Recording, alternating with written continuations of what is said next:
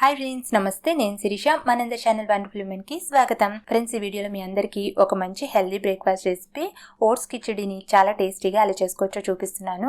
Weight loss అవ్వాలనుకునే వాళ్ళకి, BP sugar లాంటి వాటిని కంట్రోల్ చేసుకోవాలనుకునే వాళ్ళకి ఇది ఒక మంచి హెల్దీ అండ్ న్యూట్రిషియస్ ఫుడ్.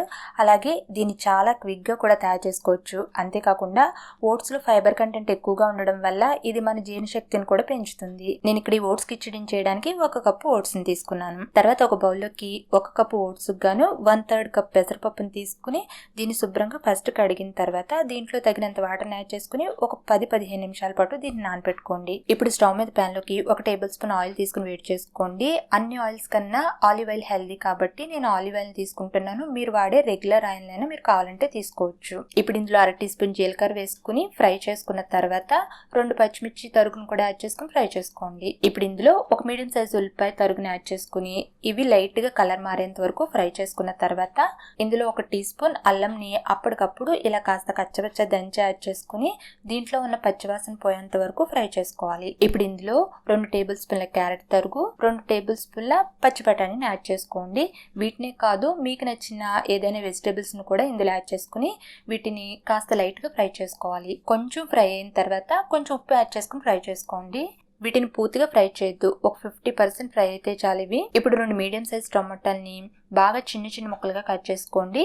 లేదంటే ఇలాంటి చాపర్ ఏదైనా ఉంటే దీంట్లో యాడ్ చేసుకుని చాప్ చేసుకుని తీసుకోండి.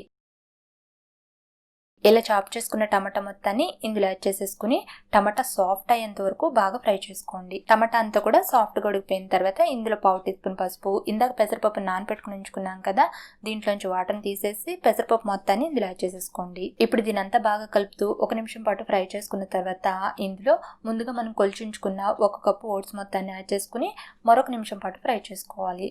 ఇప్పుడు ఇందులో 1 కప్పు ఓట్స్కి గాను 3 కప్పులు వాటర్ని యాడ్ చేసుకోండి. వాటర్ని కావాలంటే మీరు అడ్జస్ట్ చేసుకోవచ్చు. తర్వాత రుచికి సరిపడా ఉప్పు, అలాగే ఒక 1/2 టీ స్పూన్ మిరియాల పొడి యాడ్ చేసుకుని ఒకసారి అంతా బాగా కలిపేసుకుని మూత పెట్టి ఒక 10 నిమిషాల పాటు దీన్ని ఉడికించుకోండి. మధ్య మధ్యలో మూత తీసి చెక్ చేస్తూ ఉండండి. ఇప్పుడు ఇదంతా కూడా ఉడికిపోయింది. మీకు ఈ కిచిడి ఇంకా సాఫ్ట్గా ఇంకా పలుచగా కావాలనుకుంటే ఇంకొంచెం వాటర్ని యాడ్ చేసుకుని మరికొంతసేపు ఉడికించుకున్న తర్వాత కొంచెం కొత్తిమీర తరుగుని యాడ్ చేసుకుని ఒకసారి అంతా కలిపేసుకుని లాస్ట్గా కొంచెం బటర్ కానీ నెయ్యి కానీ యాడ్ చేసుకోండి. టేస్ట్ బాగుంటుంది. ఇది ఆప్షనల్ మాత్రమే. ఇప్పుడు ఇంకా మనకి చాలా టేస్టీ ఓట్స్ కిచడీ రెడీ అయిపోయింది. దీన్ని వేడివేడిగా సర్వ్ చేసుకోండి, చాలా బాగుంటుంది. ఇది కాస్త చల్లారితే మాత్రం కొంచెం గట్టిపడుతుంది, రబ్బరీగా ఉంటుంది.